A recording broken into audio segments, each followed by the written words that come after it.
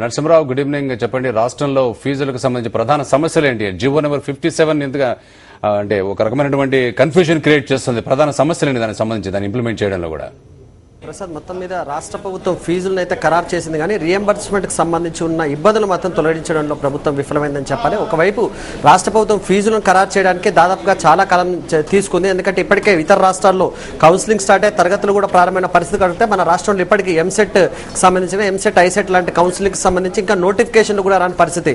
ప్రభుత్వం కేవలం ఫీజులను ఖరారు చేసింది. మన రాష్ట్రంలో ఒకసారి ముఖ్యంగా ఎంసెట్ లాంటి పెద్ద పెద్ద ఎగ్జామ్స్కి సంబంధించి రాష్ట్ర ప్రభుత్వం అనుసరిస్తున్న తీరు వల్ల విద్యార్థులకు తీవ్రమైన నష్టం ఏర్పడబోతుంది. ముఖ్యంగా ఫీజు రియంబర్స్మెంట్కి సంబంధించి రాష్ట్ర ప్రభుత్వం ఈ ఏడాది తీసుకున్న కొత్త నిర్ణయం వల్ల దాదాపు వేలాది మంది విద్యార్థులు ఉన్నత విద్యకు దూరమయ్యే పరిస్థితి రాష్ట్రంలో ఏర్పడుతుంది. ఒకటి, రాష్ట్ర ప్రభుత్వం గత ఏడాది విధానంలోనే అమలు చేస్తూనే కొన్ని కొత్త అంశాలను ఈసారి చేర్చింది.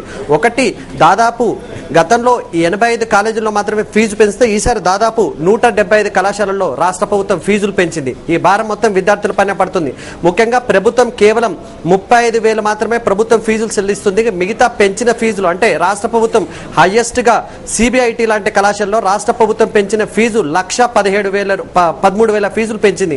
అంటే ప్రభుత్వం దీంట్లో కేవలం 35,000 మాత్రమే విద్యార్థులకు ఇస్తుంది. మిగతా మొత్తాన్ని కూడా పేద విద్యార్థులే కట్టుకోవాల్సిన పరిస్థితి వస్తుంది. దీనికి సంబంధించి రాష్ట్ర ప్రభుత్వం కొన్ని వెసులుబాట్లు కల్పించామని చెప్తుంది. ఒకటి, 10,000 లోపు ర్యాంక్ వచ్చి ప్రభుత్వ కళాశాలలో చదివిన విద్యార్థులకు మాత్రం మొత్తం ఫీజు చెల్లిస్తామని అంటుంది. కానీ మనం గత ఏడాది చూసినా, ఈ ఏడాది గణాంకాలు చూసినా ప్రభుత్వ కళాశాల నుంచి మంచి ర్యాంక్ వచ్చిన విద్యార్థులు లేరు. చాలా మంది ముఖ్యంగా ఎస్సీ, ఎస్టీ, బీసీ విద్యార్థులకు సంబంధించి చాలా మంది కూడా మంచి ర్యాంకులు సాధించిన పరిస్థితి ఉంది. అంటే ప్రభుత్వం మంచి ర్యాంకుల పేరుతో విద్యార్థులను ఉన్నత విద్యకు దూరం చేసే పరిస్థితి కూడా పడుతుంది. మరొకవైపు రాష్ట్ర ప్రభుత్వం ఎస్సీ, ఎస్టీలకు సంబంధించి మేము మొత్తం రియంబర్స్మెంట్ ఇస్తున్నామని చెప్తున్నది. అది రాష్ట్ర ప్రభుత్వం చెల్లించట్లేదు, అది పూర్తిగా కేంద్ర ప్రభుత్వం చెల్లిస్తుంది. దీనికి సంబంధించి పూర్తి నిధులు కేంద్ర ప్రభుత్వం ఇస్తుంది. రాష్ట్ర ప్రభుత్వం ఎస్సీ, ఎస్టీలకు రియంబర్స్మెంట్ కి సంబంధించి రాష్ట్ర ప్రభుత్వం ఎలాంటి పైసలు కేటాయించదు. కేవలం కేంద్ర ప్రభుత్వం విడుదల చేసే నిధులను మాత్రమే విడుదల చేస్తుంది.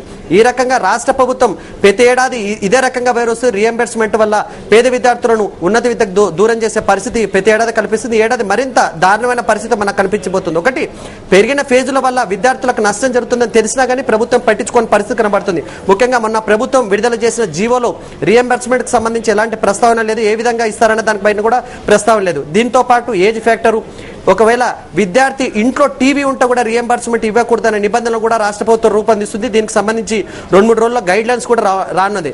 మొత్తం మీద ఏదైతే సాచురేషన్ విధానంలో రాజశేఖర రెడ్డి హయాంలో ప్రతి ఒక్కరికి రియంబర్స్మెంట్ చెల్లించే విధానం ఉంటే ఇప్పుడు మాత్రం ప్రతి ఏడాది ఏదో రకంగా దాన్ని తగ్గిస్తూ వస్తున్నారు. ఇప్పుడు కొత్తగా దాదాపు 10,000 మంది విద్యార్థులను రియంబర్స్మెంట్ స్కీమ్ నుంచి దూరం చేసేందుకు ప్రభుత్వం కుట్ర పన్నుంది. ప్రసాద్, నరసింహరావు, చూస్తున్నాను మీరు చెప్పినట్టుగా కూడా చాలా రకాల కండిషన్స్ తోటి ఫీజు రింబర్స్మెంట్ చేస్తుంది గవర్నమెంట్.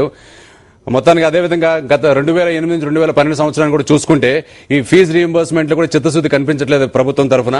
వాళ్ళు ఫీజు రీఎంబర్స్మెంట్ చాలా లేట్ గా చేస్తున్నారని చెప్పి కాలేజ్ కూడా గగ్గోలు పెడుతున్నాయి. ఆ విధంగా కూడా 3,000 కోట్ల రూపాయలు దాదాపుగా ప్రభుత్వానికి ఆదాయం అంటే ఖజానాలో పెరిగిపోయింది ఫీజు రీఎంబర్స్మెంట్ చేయకుండా అని చెప్పని కూడా ఒక వాదన ఉంది.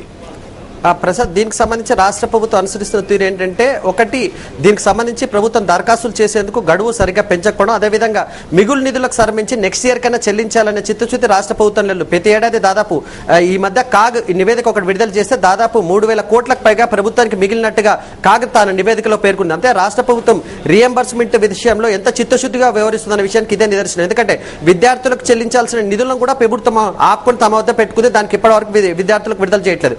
ఒకవైపు రాష్ట్ర ప్రభుత్వం ఈ రకంగా వైరుస్తుంటే మరోవైపు ప్రైవేట్ కాలేజ్ యాజమాన్యాలు ఇప్పటికే అంటే ప్రతి ఏడాది కూడా జరుగుతున్న పరిణామం ఏంటంటే, ఒకవేళ విద్యార్థులు పాస్ అయ్యి బయటకు వెళ్ళినా వాళ్ళకి సంబంధించి పాస్ సర్టిఫికెట్లు ఇవ్వడం లేదు. అదేవిధంగా పేద విద్యార్థుల నుంచి మీరు ఇప్పుడైతే ఫీజులు చెల్లించండి, రియంబర్స్మెంట్ వచ్చిన తర్వాత మీకు మళ్ళీ ఇస్తామంటున్నారు. ఆ రియంబర్స్మెంట్ ప్రభుత్వం ఒక ఏడాదికి సంబంధించిన రియంబర్స్మెంట్ నెక్స్ట్ ఇయర్ ఇవ్వాల్సిన పరిస్థితి కనబడుతుంది. అట్లా లాస్ట్ ఇయర్ దాదాపుగా 20,000 మంది విద్యార్థులు ఫస్ట్ ఇయర్ చదివి ఆ తర్వాత ఉన్నత విద్యకు దూరమైన పరిస్థితి లాస్ట్ ఇయర్ గణాంకాలు మనకు చెప్తున్నాయి. ఈ విధంగా ప్రభుత్వం ప్రతి ఏడాది కూడా రియంబర్స్మెంట్ అమలు చేస్తామని ప్రకటనలు చేస్తూనే ఏదో రకంగా విద్యార్థులు మాత్రం రియంబర్స్మెంట్ అందకుండా కుట్ర పనే పరిస్థితి మనకు కనబడుతుంది. ప్రసాద్.